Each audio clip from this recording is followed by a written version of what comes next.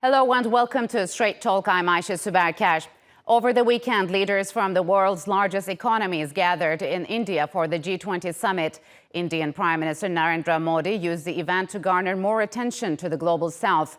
But there was no family photo op at the end, a hallmark of past summits. Disputes reportedly emerged over a joint declaration that called for a peaceful resolution to the Ukraine war without specifically condemning Russia. The summit stood out from the previous one as it did not allow the Ukraine war to dominate the agenda. One of the biggest announcements made included inviting the African Union to become a permanent member of the G20. A new economic corridor was also announced that would connect India, the Middle East and Europe, which many see as a rival to China's Belt and Road Initiative. But Turkish President Recep Tayyip Erdoğan opposed the corridor, saying a regional transport network in the Middle East couldn't work without Turkiye. Erdogan also held a rare closed-door meeting with his Egyptian counterpart Abdel Fattah El-Sisi as both countries look to normalize relations.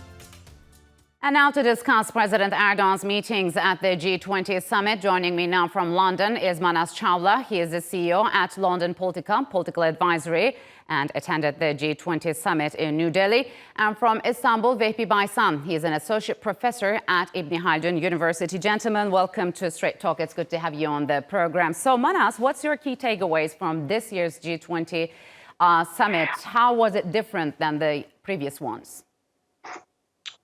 Well, to start off, this year's G20 summit, if you look at all the summits that have happened in the last decade, was absolutely the most consequential one. And there's a few reasons for that. Firstly, we saw more absences in this G20 than any G20 before this, notably that of Chinese Premier Xi Jinping, but also Russian President Putin. But on top of that, for the first time in 18 years, we saw the membership of the G20 be expanded to include the African Union, a regional bloc that represents all 55 African countries. And most cautiously, we were watching out for the exact wording that we would see on the paragraph on Ukraine, which we saw to be a much watered-down version of what we got last year in Bali. So, Vehbi, how has the absence of Russia and Chinese leaders affected this year's summit? Is the G20, is it losing its status as one of the most visible international groupings?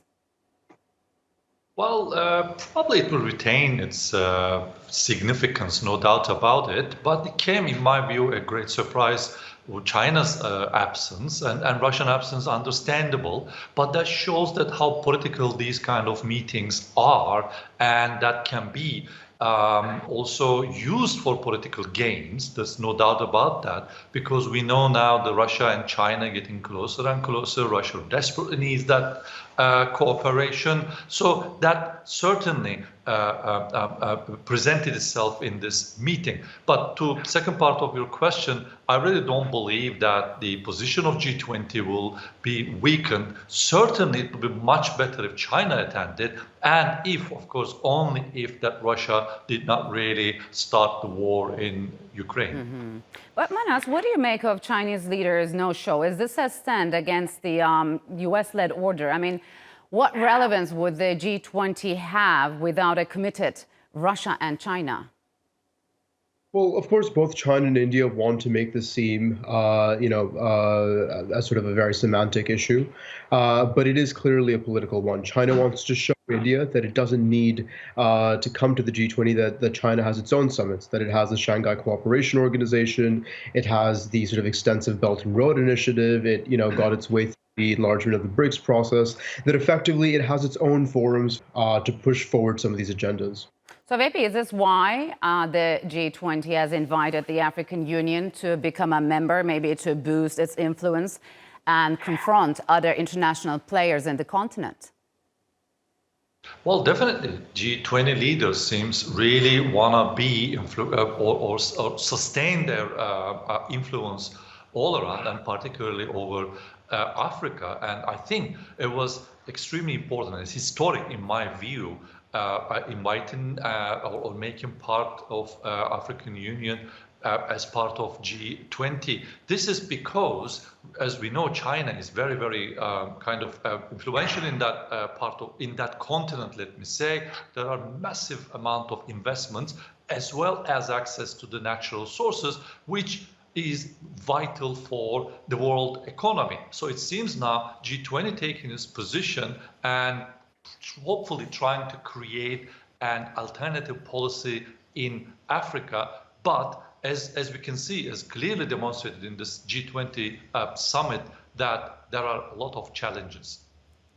So Manas, could India's strengthening ties with the United States be a reason for China's absence at the summit? And what do you make of the new initiatives like the India, Middle East and Europe Economic Corridor launched by India, Saudi Arabia, United Arab Emirates and the European Union to create a new trade corridor that also excludes Turkiye?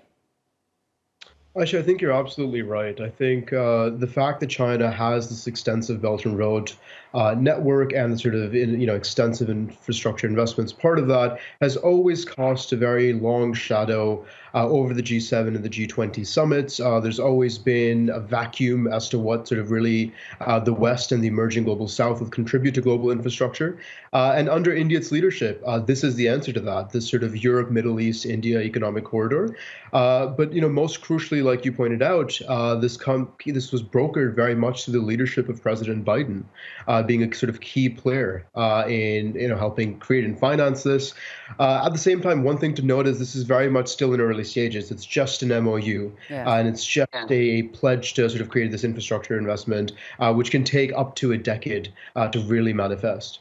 So maybe it seems that the Turkish President Recep Tayyip Erdoğan is opposed to such a project, saying that Turkey is an important production and trade hub. Could this add momentum to Turkey's growing partnership with China within the Belt and Road Initiative? Well, certainly. I mean, as you can see, Turkey is quite displeased with the announcement of that corridor. It's early stages, no doubt about it.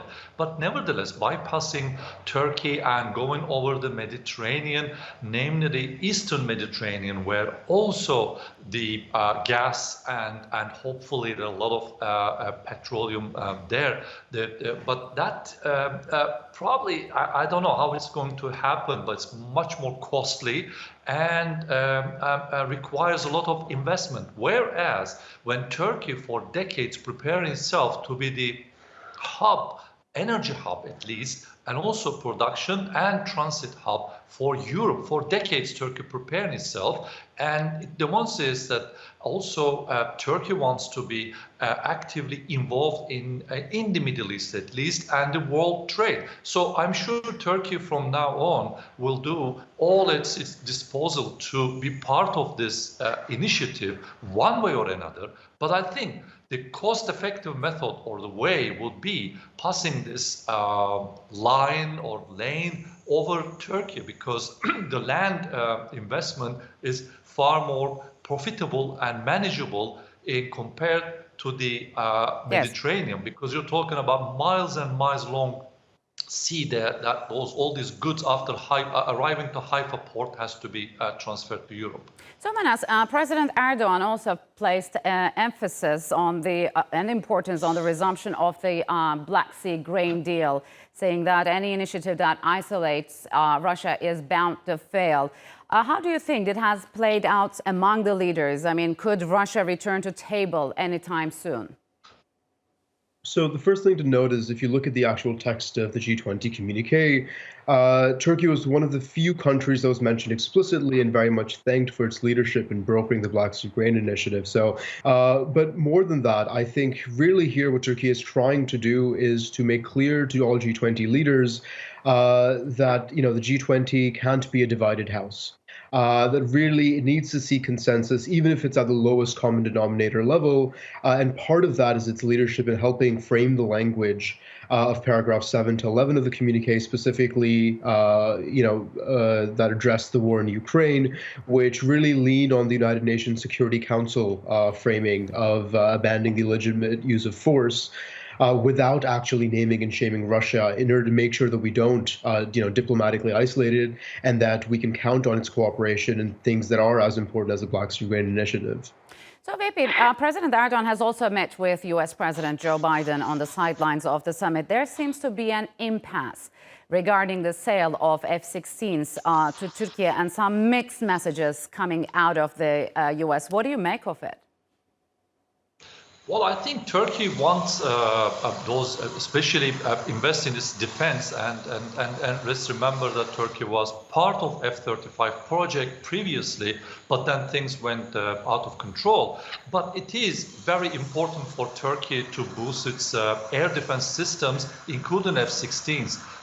But the U.S. seems from Congress to Senate to the president or the government, you name it, they're sending all these mixed messages. But Turkey is very clearly stating that F-16s, especially sale or modernization of it, because it's in the same package, is really vital for Turkey's geopolitical positioning, as well as, I mean, if you look at it, the civil war going on still in, although calmed down a bit in Syria, you have the Iraq, you have Iran. So I think U.S., probably the President Erdogan asked U.S. President to be more clear on their what they want to do in the near future. So, Manas, the Turkish and Egyptian presidents also got together at the summit. What does this tell us about the trajectory of the two-country relations, which have remained strained over a decade?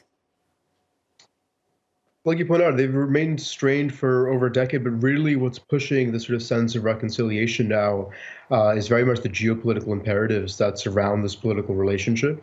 Effectively, in the wake of the Ukraine war, the world has woken up really to the importance of energy security. And that was one of the key things discussed on the agenda between Turkey and Egypt on the sidelines of the G20, in addition to really, what followed the sort of warming of political relationships. The two countries appointed ambassadors to each other's country earlier in July.